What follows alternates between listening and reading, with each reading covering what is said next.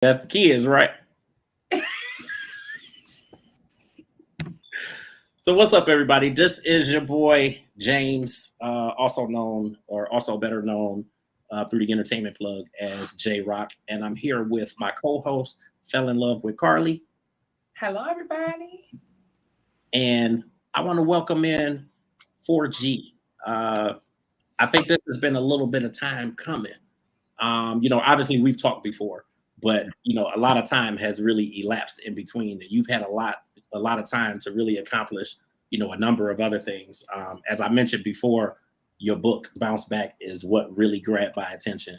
But then, continuing to listen to all of the music, I'm like this is really dope. And it really stands out, just in terms of like why I love doing this. But I'll let Carly go ahead and get some words in before we start with questioning. Well, first of all, I would like to say thank you for joining our platform. Welcome. Thank you for having me. Yes, thank you. I just appreciate the fact that you. Oh, goodness. I forgot. Look, I forgot to hit the do not disturb on people. They see me go live. You gotta love your folks and know when you're going live and they decide to call you. Absolutely. So listen, thank you. Hopefully I'll call back. Lord help me. Thank you for joining us today on our platform. You are an amazing artist. I did take the time to go and listen to your music and just to read about oh my God, you did an interview for, is it Man of the Year or something like that? Yeah, so I really appreciate your spiritual background as well and the way you bring it to the forefront of everything that you're doing.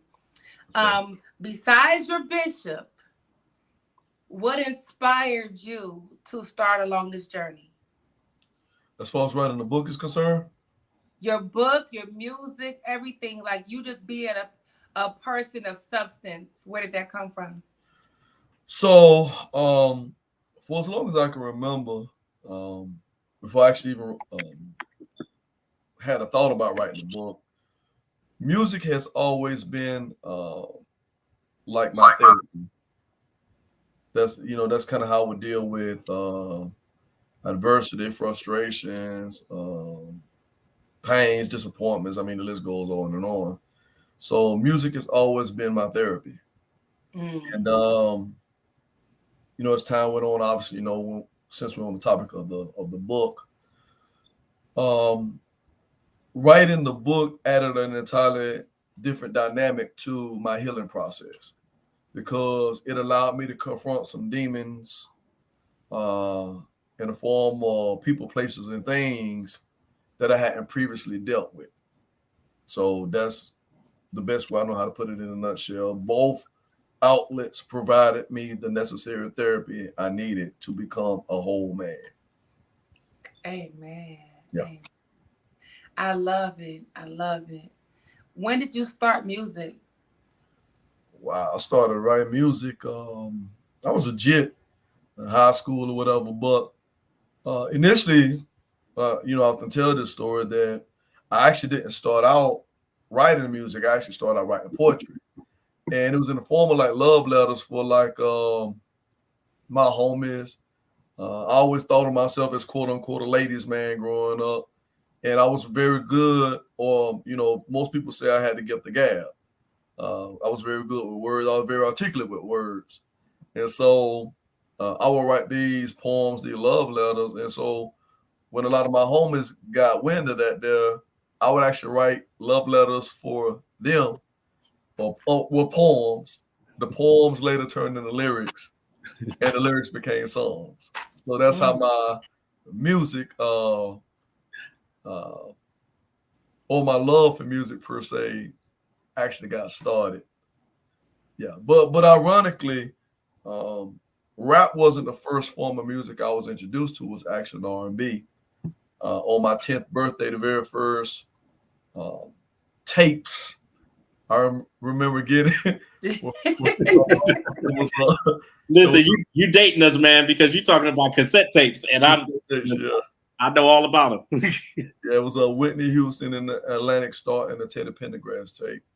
And what I even learned from an early age was music has this way, even at 10 years old, it had a way to kind of move me. You know, because the love songs, which it is what actually intrigued me to want to write poetry, because listening to the music, I thought that's what love was all about. You know, the turn off the lights and Whitney Houston saving all my love. And I mean, I was sadly mistaken with a lot of that there, but my point is, music basically was able to capture me internally at a very young age. Yeah. So fast forward to now, when I do my music, even though I'm a rapper, I always got to make sure that any lyric that I put out there, whatever the song title is, I gotta feel it. Like if I ain't feeling it, I don't think my audience can feel it. Absolutely. So yeah. I just think like what you're saying makes sense. I think, you know, when you think back really to those years, and I'm thinking of myself like the late 80s and then going into the early 90s. I mean, obviously hip hop was there and rap was there, but R&B was like the thing. Yeah. Like Yeah. that just was the thing. I mean, I remember in those years like being into the Whitney Houstons, of course, and the Bobby Browns and the Sybil's and the CeCe Pendletons, and like I was more into like the melody of music and you know the rhythm and the melody and the soul of it. So I was like in that same space and going out buying the tapes and all of that stuff. Like it probably wasn't until maybe the last year of high school that I like really like got into rap and hip hop full force, and that was like with Bone Thugs.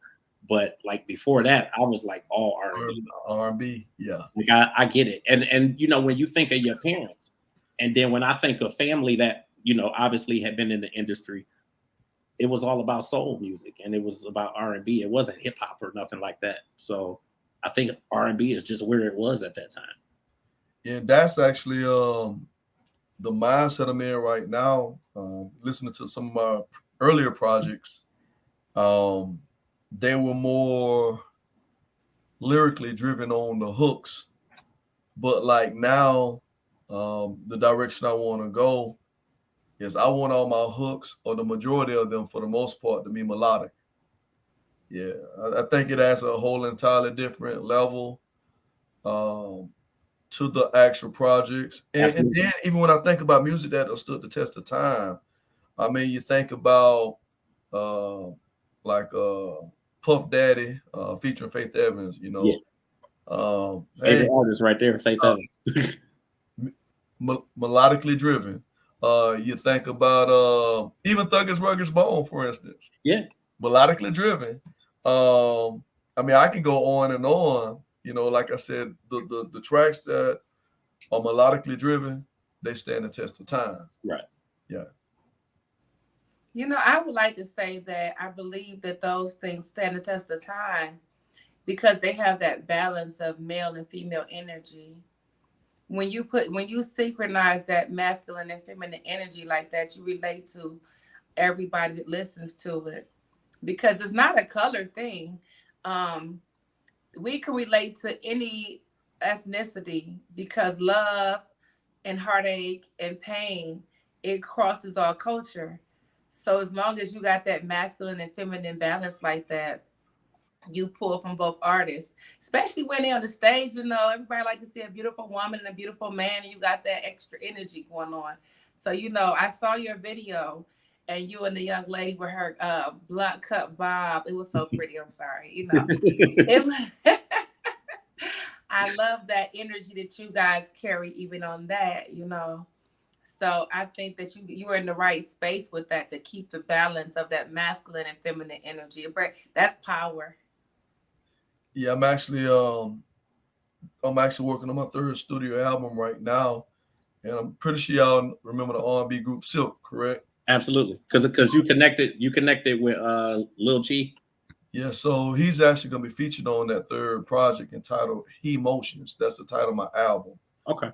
He Motions, but that particular project, I told him the direction I want to, go with the song. We talked about it, and what's crazy is when I get in my writing space, my writing element, the way the lyrics come to me, and then when sometimes I sit back and I'm like, wow, like I know I have my own approach about how I want to do things, but I also I make it a point, to kind of seek God about the direction I want everything to go, or obviously I want to create this beautiful masterpiece.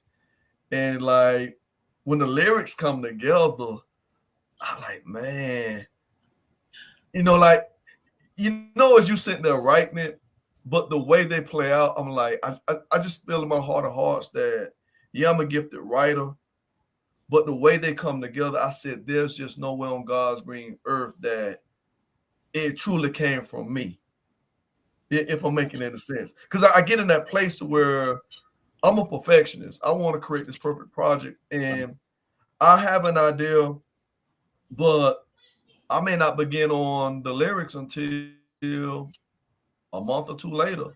Mm-hmm.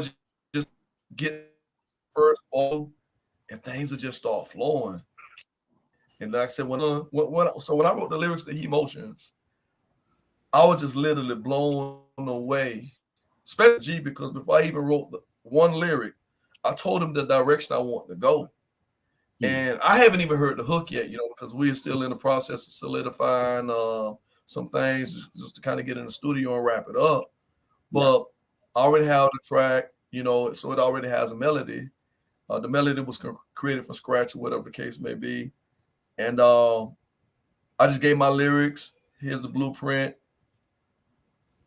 Feel this here and make it happen. You know what I'm saying? So I just, without even, like I said, already hearing, I haven't heard one melody from him. I know he gonna nail it. There's absolutely no doubt in my mind about it. And then, of course, there's a few other projects I'm working on. That a little bit different because I'm also in a place right now where I do music with purpose. And let me explain that. And so being, and obviously the film and TV industry right now, I want to get into like music licensing on TV and film and so forth.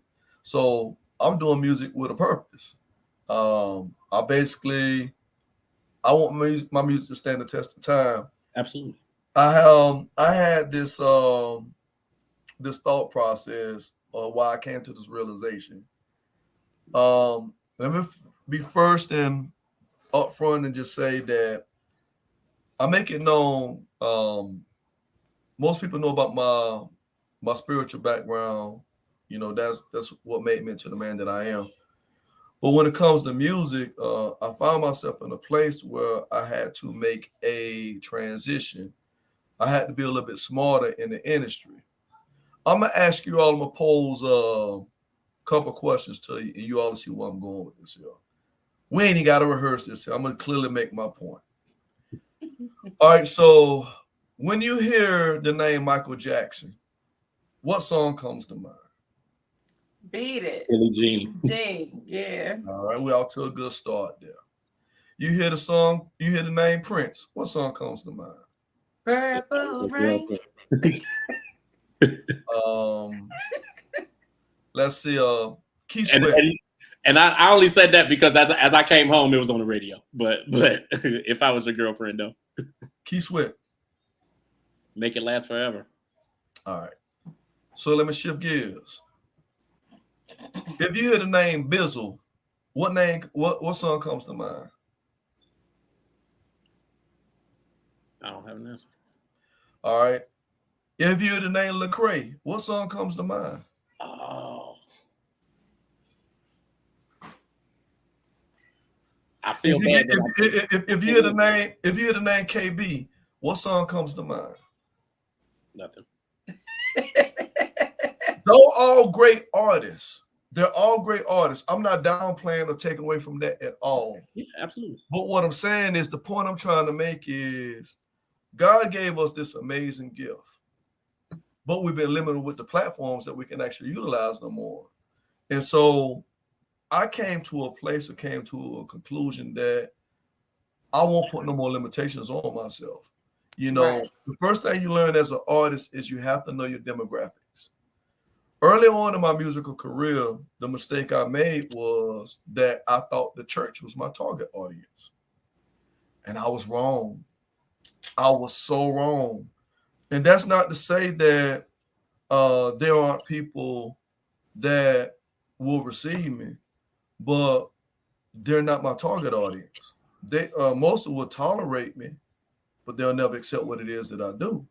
That's what it is. Let's take it another step further. The radio stations, the gospel radio stations, they're not going to play me as a rapper, even if I'm a quote unquote Christian or inspirational rapper. They're not going to play me. It is what it is. I wasted a lot of time, money, resources, you know, trying to get past the gatekeepers that wouldn't embrace me. Mm-hmm. And so a little over a year and a half ago, I had my what I refer to as my coming to Jesus moment. I basically expressed my frustrations, concerns with God himself.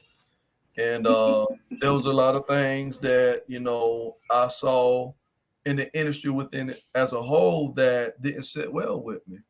And I'm one of those individuals, if something don't sit well with me, I go against the grain 1,000 times. And if I got to walk this road by myself, I'll do it. I don't care, because my goal here is not to impress. I just kind of want to impact.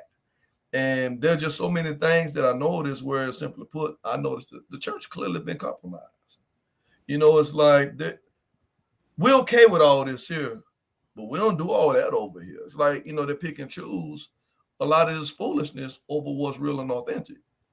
And like I said, I wrestle with the things I saw. And so after about 3 weeks of expressing that frustration to God, two things he reminded me of. If a preacher does not wear a collar, it does not take away from the fact of who he is. He is still who he is. That's the first thing. The second thing he reminded me of was his greatest commission: to go into the highways and byways, 4 corners of the earth, make disciples out of him. Last time I checked, the highways and the byways are the streets. So when I got that revelation there, I said, okay, I get it now. Because the point I made initially was, there are people who don't look like us, don't talk like us. You know, his greatest commandment is to love our neighbors like we love ourselves. Our neighbors don't always look like us. We live in a day and age where we got to embrace and love everybody. And so with that being said, I understood that music, even though I knew it has power and purpose, I started looking at things from entirely different eyes. I mean, like literally through different eyes. And so I want to create music that can stand the test of time and reach a broader audience, which is the world. I don't want to put no limitations on myself. I did that for the first 5 years of my music career, and I just refuse to do that anymore. Most people may say, you know, have I gone secular? No, not necessarily. I work with anybody. You know, like I said, as long as the project itself makes sense, I work with a rock star. I work with a country singer. You better. Yeah. Yes. But my music that I do right now, I'm doing it with purpose. I think that's the beauty of what you do. And I mean, in a nutshell, like, I've always had issue just with the way that they differentiate, like, you know, just different types of hip hop, you know, calling it Christian versus calling it gangster rap versus calling it this versus, but like, music is music, hip hop is hip hop. And I think that really speaks to why a lot of music, or certain music, doesn't really reach the masses. And like you asked us about the Lecraes and the Bizzles and like various artists and whatnot. And there's a lot of artists that we don't really hear a lot about because they're categorized as a certain type of artist. Exactly. And they're great. Like I said, right. You know, I've met Lecrae. real humble brother, showed me nothing but mad love. Every time I get a post, his group is the first one I share it to. You know what I'm saying? I've listened to a story, powerful testimony, powerful brother. But when it comes to platforms like let's just use the Stellars for example. There are so many rappers out there that refer to themselves as Christian or inspirational artists, or whatever the case may be. But at the Stellars, they got their 4 no more. There's not enough room for a 4G. You know, it's like they're taking on a position, and not just the Stellars. I'm just using it as an example, but there's a lot of platforms that are like, okay, well, we're showing diversity because we have 4 rappers, you know, and you know, we have one Caucasian, you know, we have a couple Caucasian art, you know. No, there's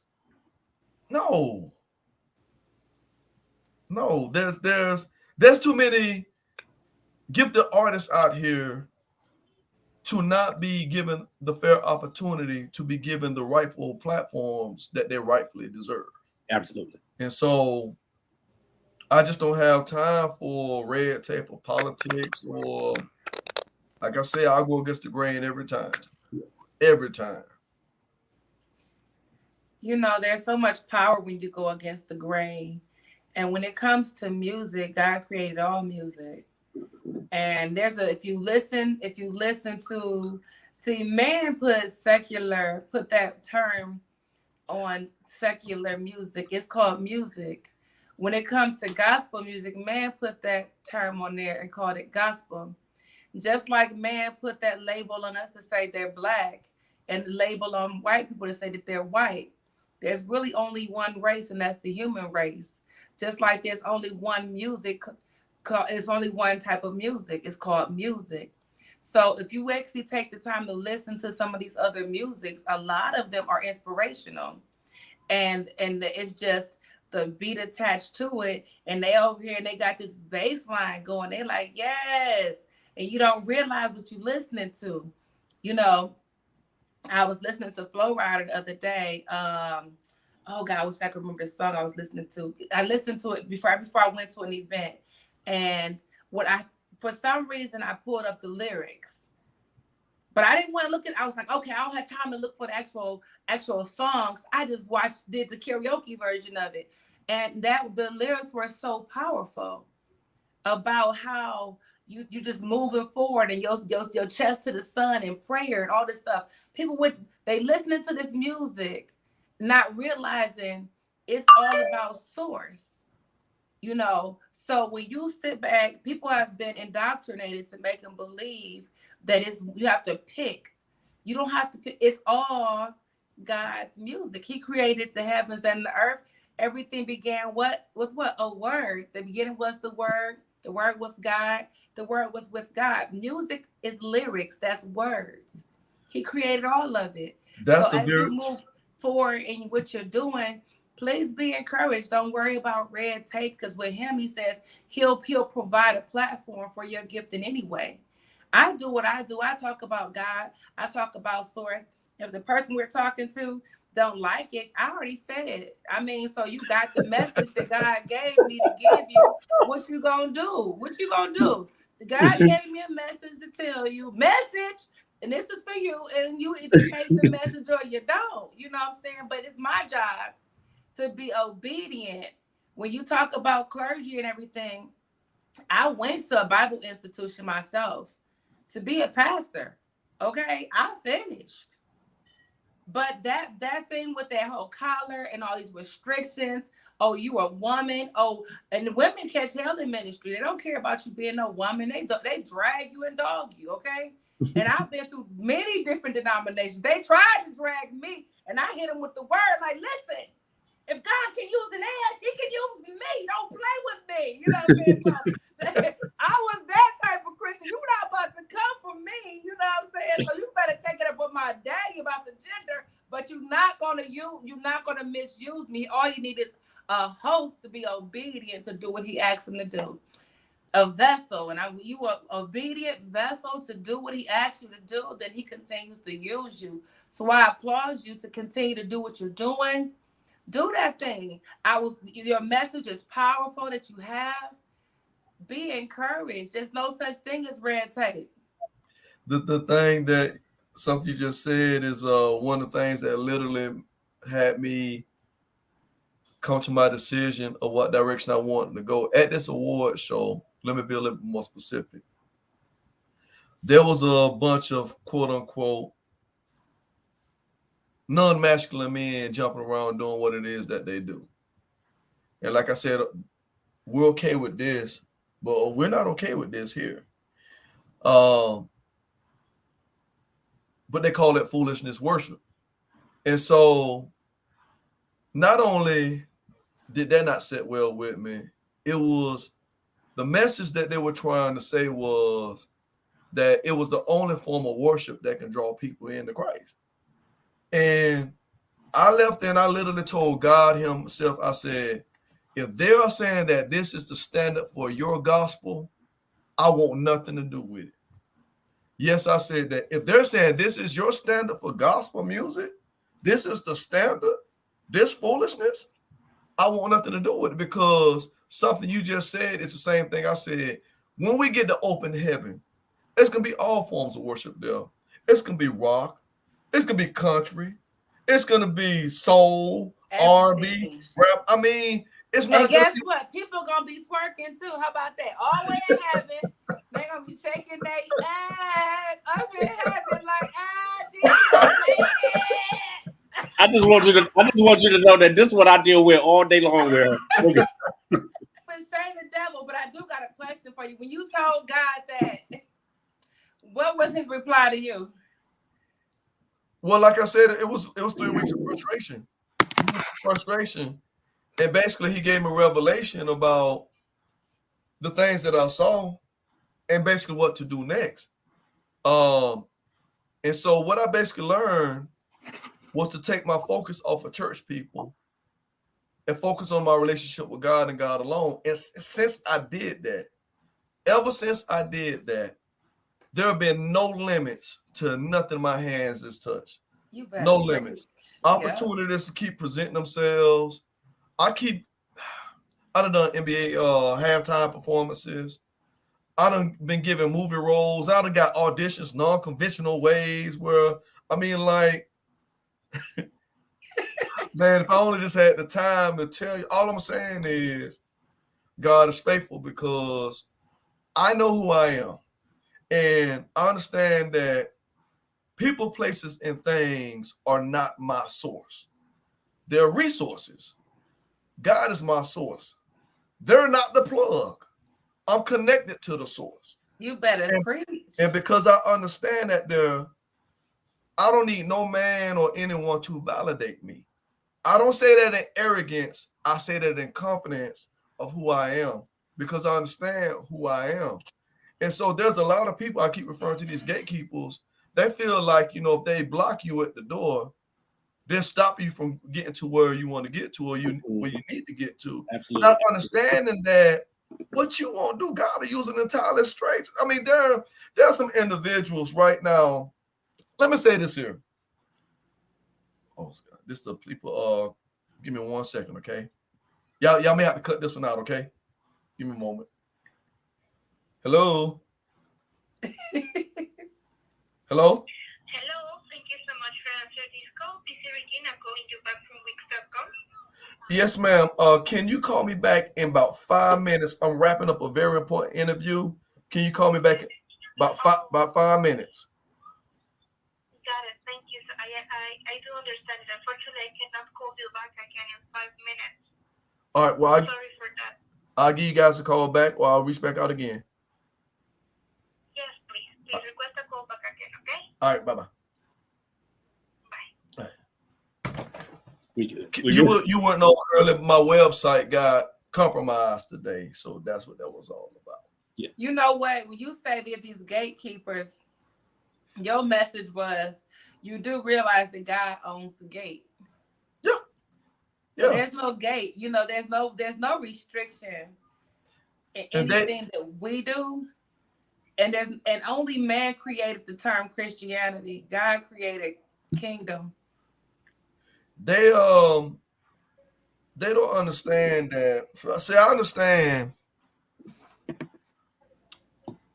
I have a 7-year-old daughter, and I had another what I refer to coming to Jesus moment. One day I took her to work with me, and she was up front in the office. I was up back, doing some work. And I remember having this random thought. I said, wow, while I'm at work here on a Sunday afternoon, I said white folks. I said white folks. I said, they're at home, get ready to eat Sunday dinner with their families and to watch Sunday night football. And I said, yet I got my daughter up here on a Sunday afternoon with me working when I should be resting. And that moment that I said, this ain't it for me. I understand that I can die tomorrow. I'm hoping and praying, my prayer is that I live to see 100 years old and God take me on to glory. I can't do nothing at 100 here, at that point anyway. I would have done all I need to do. But I can die tomorrow. They'll replace me at my 9 to 5. But you can't replace me as daddy. And so there's a lot of things that don't weigh in on my decision making. To me, family is the most important thing to me. There's no numeric value money can do to replace my love for my family. And so when I got that revelation there, the things that I do, I tell my daughter all the time, everything I do for you. Simply because I want my daughter to have the type of lifestyle to where by the time she gets of age, she don't have to work. Or she can do it for the family business. But I don't want her to ever have to work a regular job. Sounds a little bit outlandish, but I believe that wholeheartedly because y'all can put me on record saying this here. I will be a multi-millionaire. I don't know how. I don't know when. But I will be a multi-millionaire. And the reason I say that there with so much confidence is because some years ago, I exercised Habakkuk chapter 2, verses 2 through 4, where it talks about writing a vision, making it plain. I did that. And everything on there literally manifested itself. 25 plus items. I said I want to get out of debt. Didn't think money would fall out the sky, but it practically did. Paid all my bills. Said I want to buy another house. The first house had just been foreclosed on. To this day, never showed up on my credit report. 4 years later, bought another one. Said I want to go back to school and get my degree. Plural. 7 years, I got 3 degrees. I mean, the list goes on and on. I can go on and on with this here. And so again, I say that there with confidence because he's already fulfilled everything that I asked him for the first time around. Mm-hmm. So, and the Bible does say the earth is the Lord and the fullness thereof. Mm-hmm. And I touch and agree with you. That means money. In the name of Jesus. Absolutely. So people put and not to cut you off, but it's funny that you even bring this up and talk about it because she and I have been having this conversation for like the last month, like day in and day out. We've been having this conversation about manifesting the things that we want and manifesting what we want with our brands and with our lives and with our kids and it's coming to fruition. But I'm walking it out. But I'm walking it out because I say it every day. So you say it, and I believe it. I believe it. According to my wife, she said I can sell people hope in a dream, whatever that's supposed to mean. But I feel like, but here's my thing. I feel like inspiration is more than just a word. You inspire people by basically people seeing things that you speak into fruition coming to pass. Like we came down here to Atlanta, Georgia on blind faith, straight blind faith. And like I said, had I not done that, had we not done that, the opportunities that present themselves, I mean, none of this stuff would even be in the equation right now because I'll be still stuck back there in Egypt somewhere. Right. So yeah, I just have a different mindset. Like I said, I'm smart and I am wise. Don't get me wrong. I'm not reckless with the things that I'm saying or whatever. But I do understand that God has a bigger purpose for me, Absolutely. which is why I left Florida in the first place, because I feel like there's another level to another level. People talk about the sky's the limit. Let me put y'all on notice. I just said this on my interview a couple nights ago. I'm about to educate y'all here. Say that. The sky I'm is not listening. the sky is not the limit. Whoever told you that lie, y'all get that out your mindset. The sky is not the limit. Jay Gathers 101. There are no limits. That part. That And part. I'm gonna break that down for you. When you get to outer space, there are other planets and dimensions we haven't even tapped into. You better preach. And we ain't even talking about the heavens. We ain't even talking about Mhm. touching the heavens. Mhm. There are no limits. The only limitations Uh-huh. that exist are the limitations that we allow people to put on us. I'm gonna take it a step further. This is gonna blow your mind. And when y'all get off the line, y'all go check this out for yourself. You know, this is my second class here. This one here is actually free. And the Holy Spirit himself gave me the revelation about this here. When I was back and forth, I was writing this song. It was about social injustice. And the Holy Spirit literally told me to get up and go look at a globe. I went up, look close, and I looked. And so right there in front of me is the continent of Africa. And it said, look. So I looked and I said, oh, huge nation. Then I look next door to Africa. Great Britain, about 2/3 the size of Africa. And then I looked down at the United States.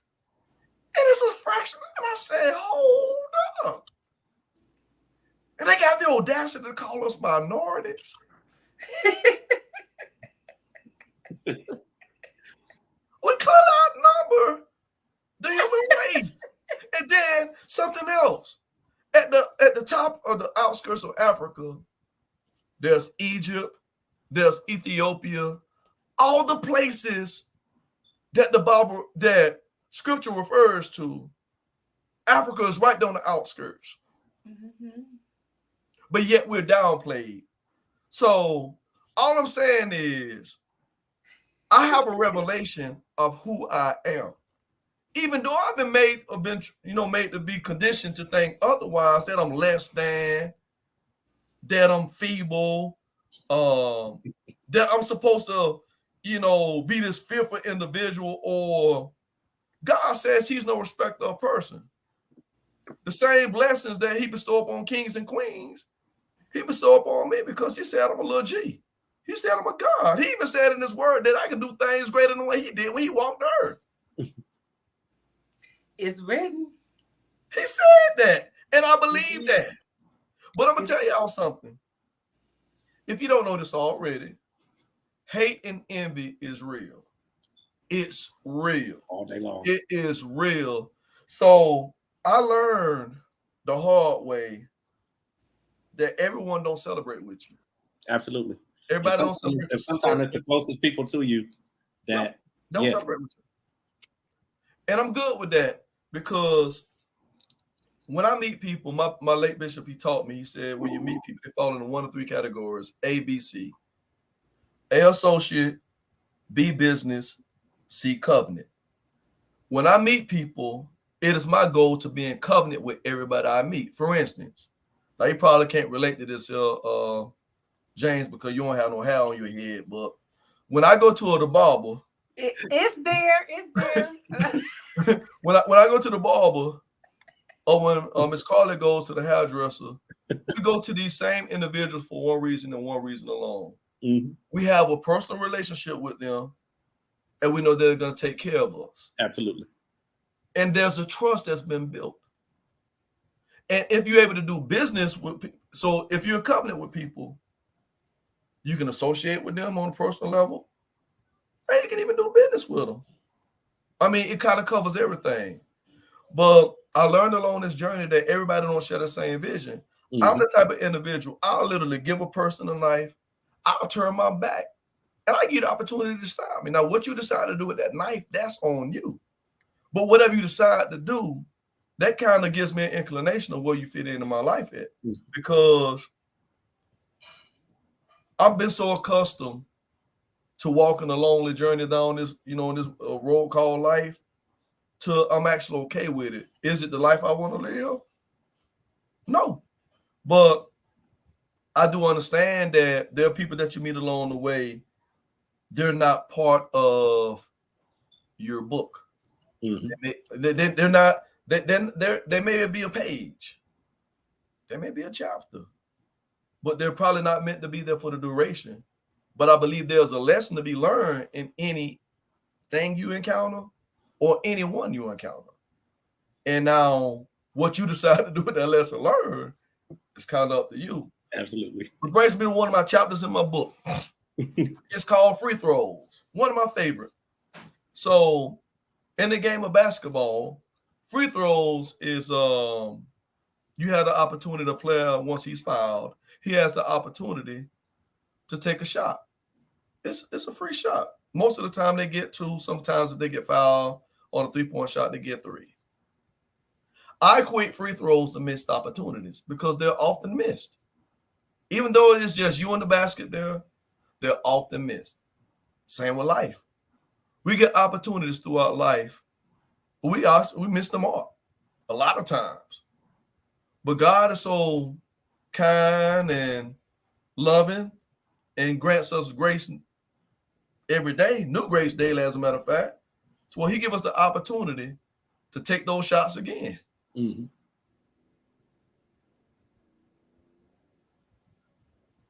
Y'all thinking about that one, ain't you? Yeah, absolutely. You Missed know what? opportunity. My God cheat for me. So when I throw up, because I don't have no, he wired me to have no hand-eye coordination. So when I throw my free throw, he kind of do like this, so it make it for me. Because otherwise, I ain't making no shots. Yeah, I'd have missed a lot of them in the course of life. Only this one right here. But we nah, it all makes perfect sense. And we all go through that where we miss those shots. And through God's grace, we get the opportunity to do a lot of them again. Yeah. Opportunities. Missed opportunities. Missed shots are missed opportunities. Absolutely. In a nutshell. I appreciate the fact that we've been able to be on your journey and that we can, obviously be a part of your journey, just in helping you, continue to progress to that next level. Yes, sir. Your book,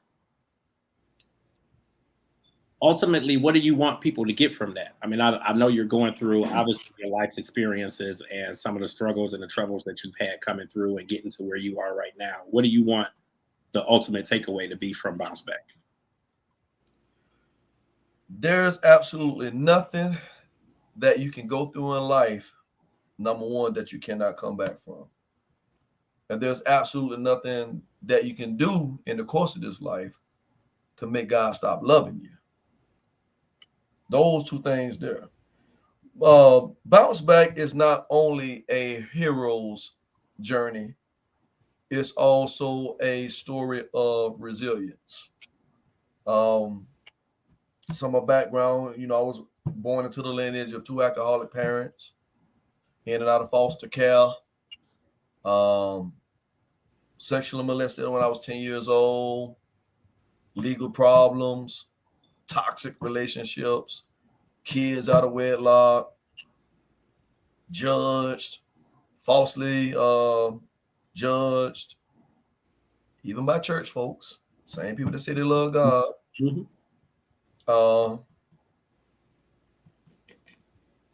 People who literally, I feel like we're on a demonic assignment to be my downfall. And despite all the things that I went through,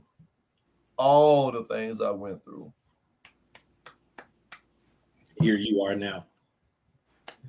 I literally In my book, I talk about this. I'm not going to give too much about it, but I talk about when I went through the firefighter academy. Ironically, when I graduated the academy, well, no, I'm not going to go that far in detail, but I will say this here.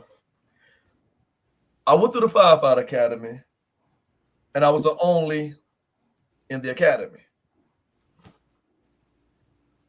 They tried to break me, tried to get me to quit. Even once I defied all the odds and did what I needed to do to successfully get through it, they wouldn't even extend the job to me. I can sit up here and literally say, I have been to hell and back. I can say that literally. Because when you're going through the training, you put on full bunker gear. You climbing in and out burning buildings, even, you dragging dummies with dead weight weighing up to 300 pounds, things that will break your back. And then I'm dealing with being discriminated in the process. Mm-hmm. You want to know what a lonely place is like? That's a lonely place.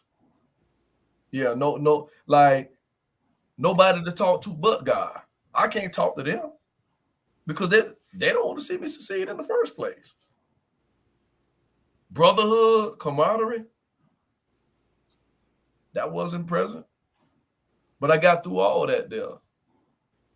And I realized in that moment there, from that one experience alone, now there were others, there were countless others. But that one there, when I got through that, I said, if I get through this here, there's nothing I can't accomplish. You got a whole audience of people telling you you can't do this for almost 6 months. People who every day you show up hate that you even showed up. Every drill that you do, they want to see you fail at. That the type of mental anguish that I went through with that built the type of different mental toughness. Now, yes, I talk about what the game of basketball taught me. It made me an entirely different animal simply because, I'm 5'7.5" on a good day. When the average basketball player, is at least 5'11", 6 foot and up. Mm-hmm. All my life, I've always had to work harder than most people because I was short in stature. But the blessing behind it was it gave me a different work ethic. And so everything I do now, daily job, whether it's me, a competition, I'ma always outwork the next person around me. Always. And were you going to be a firefighter while you were doing music as well? Were you doing those two things together? Honestly, so I had already written certain songs, but I actually didn't publish my first song until I actually graduated, maybe 4 years later. Okay, so that brings me to what I was going to say to you. So a lot of times we may desire one thing for ourselves, and you really wanted to be a firefighter so badly. You went and you met all the requirements. That was just a part of God's boot camp for you. I'm still a firefighter. But listen, rejection makes you more powerful than just acceptance a lot of times. So, you going through that process, like you said, it absolutely positively groomed you to move further, to dig in deeper, to do more and be more passionate about what his desire is for you. Yeah. Sometimes we get too wrapped up in work, then they'll get wrapped up in his work. That was the message. That was the message I had to give you. That you just make sure you ain't getting too wrapped up in work. No, but it is work. But what the funny thing about it though is still, like, seriously, I'm still a firefighter because my ultimate goal is still the same. I want to save people from that fire. I want to save people from being burning for There's eternity. an internal. There's an internal. Yeah, I was about to say, there's a different fire that you got to put out. Yeah, but even with Don't that, let the fire you over there extinguish yourself. I even asked God, you know, like, why would He had allowed me to go through all that there? And at the time, it seemed like for naught. But just like you just said, I know in my heart of hearts that it had to be for a bigger purpose. Right. It had to be Yes. because, That was again, that divine setup. yeah, Yeah, I believe that. To Yeah, whom I much is definitely believe given, it. much more is required. To whom much is given, much more is required. yeah, most When of you are given that kind of wealth inside of you, you have to meet all the requirements. And see, yours, I'm so grateful I didn't get your assignment because I didn't have to go in no burning building and drag no damn body because I might have quit. But see, I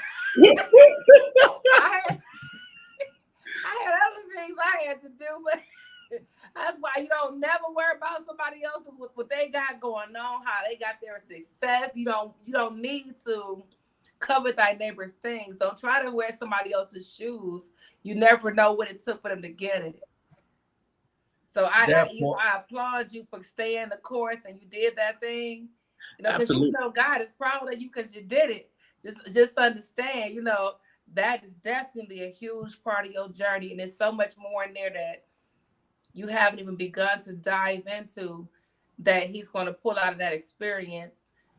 And I can see it, but not. It's your turn to see it. It's great.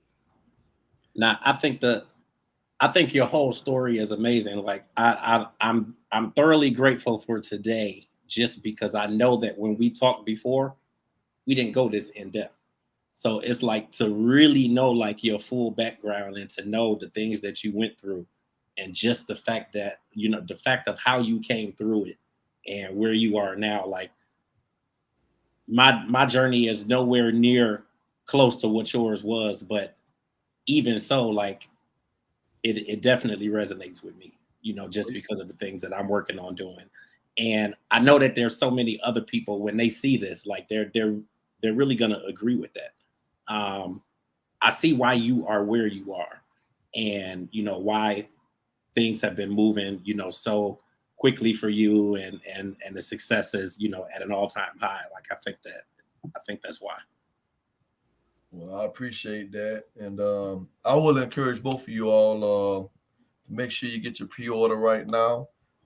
There are discounted for 15% over the next week. You got one more week, and after that, there, you know, hey, it is what it is. But I will make sure I sign those copies for you. Is it on? Will it be on like the you know, the mobile platforms like iBooks and all that? Yeah, I'm on Amazon. So I can pre-order on there now. Yeah, of course, you know, still got to deal with this situation with my website, but it's cool. Look, it's cool. I'm a pre-order tonight. And where else can we find you and your music and your art? Can you drop that real quick for us so our listeners, watchers can know how to find you? So all social media platforms at 4G Rap Music, Instagram, Twitter, YouTube, Facebook, TikTok. Now, I am having some technical difficulties with my website at the moment. Somebody over in Indonesia tried to hack me today. So I'm trying to get that taken care of right now as we speak. So when we get off this, I'm going to actually deal with that there. But yeah, all social media platforms. But my website is 4grapmusic.com. I'll get that taken care of, you know. I'm just glad I was able to let you know, because when she told me, I said, "Oh, I was just on there." I said, "Let me." And then when "Oh, yeah, it's down." Like literally, I got a email today saying that somebody from Indonesia was trying to hack me. I went in and changed the password and thought everything was copacetic, and here we are. So, yeah, they took it out. That's just another prime example of him. I'm about to birth this baby, and I got all this. You better say that. This madness. I'm like, are you like? I said, this can't be happening right now. But it lets me know something definitely great around the corner. And one thing I didn't mention, of course, you know, we have talked about the book, but I think James, you and I have briefly spoken about there is a movie to follow too. Right. I was about to It's ask gonna be, about the movie. yeah, it's gonna be an urban horror / thriller. Okay. Yeah. So like, how will that? I mean, I imagine that you'll do like a premiere and all of that, or would you do a premiere down there in Atlanta? Or Initially everything. This gonna be the home base for everything for the most part. Like keep us posted on that, because my publicist, I had moved down to Georgia for about a year, so my publicist is still down there in Atlanta. So I usually come down there and do a lot of stuff. If you do a premiere, we would love to come down and come out. Well, I can actually utilize your publicist services sooner than that there, because actually I'm doing a book signing July the 12th or 22nd, something like that. Okay. I went to a. You got the email that I sent you with the link for this? No, it didn't come through. Okay, and that's probably because the website is down. So I'll message you my publicist's information just so that then you can get in touch with her, and I'll give her a heads up that you'll reach out to her. I appreciate that. Yeah, I'm trying to figure out what the correlation is between that, but I had someone else earlier who was also trying to, do an interview with me, and she kept saying, I sent the link 3 times, and I'm like, yeah, it's because your email, the end of your email is 4grapmusic.com. So probably I got problems. Yeah. When I was telling you the site was down, I was like, he might not get that email. So okay, so that makes sense. Okay, yeah, it's because your email is going through your domain. Well, thank you for bringing that to my attention, but I'm about to get on that expeditiously. Well, listen, thank her, because she brought it to my attention. Because the thing was, I was on there yesterday, and I sent her all the links and the links to the articles and all of that stuff. So then when she tried to go on there today, she couldn't get on. That's weird. Yeah, but it's about to be dealt with, though. Like I said, hey, look, no one performed against me will prosper, and I said that with the utmost confidence. Absolutely. I hate to say that I've been there, but I've been there, so it happens. They'll clean it up. Yeah, they'll clean it up for you. But definitely, I'll shoot the information from my publicist over to you, and then just keep us abreast of what's going on, dates and all that stuff, and we'll shoot down there. One more thing, I gotta ask, what does the 4G represent? So my name actually stands for the Godhead, God the Father, Son, Holy Spirit, and my legal last name Gathers. That's what it represents. Got you. Thank you. So now when my daughter say, "Now, Mom, what did it mean?" I could tell her, because she helps me with flyers and everything. So when I talk about my IT crew, I'm talking about them. So James trying to be a smart tail, but my team is so strong and so dope. You have to meet them to understand that they're young folks, but they know how to do all this IT stuff. So all right, well, say less. As a matter of fact, I will say this here. I am in the process of revamping my team as a whole, like literally. So yeah, I definitely will be looking out for that information from your publicists and so forth. I will.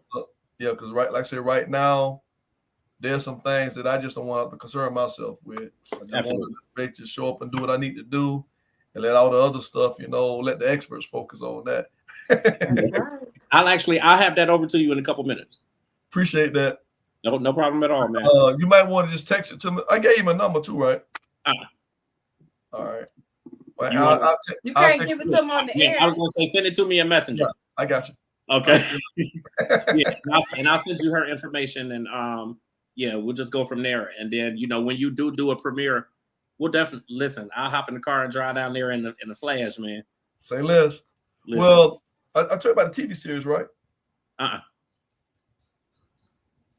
we ain't covered a lot. Yeah, I actually just got casted for this TV series. We actually filmed down in Augusta, and I really can't say too much about it because the NDA. But what I will say is, I got cast as a pastor, and that's not even the kicker. The pastor's name is Pastor James. And that's actually the name of my pastor who just died. And who just called me a pastor? Marlon Wayans. We had a conversation with Marlon Wayans a couple of weeks ago, and he said I sound like I was giving a eulogy. Yeah, Pastor James is his name, and yeah, and so that's man. We obviously got to do another round 2 or 3 of this. So there's just so much to cover, but yeah, y'all stay tuned, man. And know too, man, that like we on board for as long as you'll have us. Like any way that we can help you and push your product, and we here, man. Like we here. Like I said, like we purposely pick our subjects and our interviews and that sort of thing the way that we do, because we want to keep those relationships going and really be kind of like an external part of the team and really help to get that stuff out there. So this ain't no one-time flash, man. Like we here. Like you stuck with us, man. Well, say less. Consider it done. I'm gonna take y'all at y'all word too. Absolutely, man. I believe in the last word principle. Yes, sir. The last thing you say to me, I take you at your word. Absolutely. All right. Thank you. I appreciate that. All right, man. Once again, thank you so much, man. You welcome. Thank y'all for having me. Oh, yes. Thank you. All right, blessings. Listen, when I say that was dope, that was dope. You know that big Kool-Aid smile. Hold on, let me stop. You know, I get the smile when I just know something.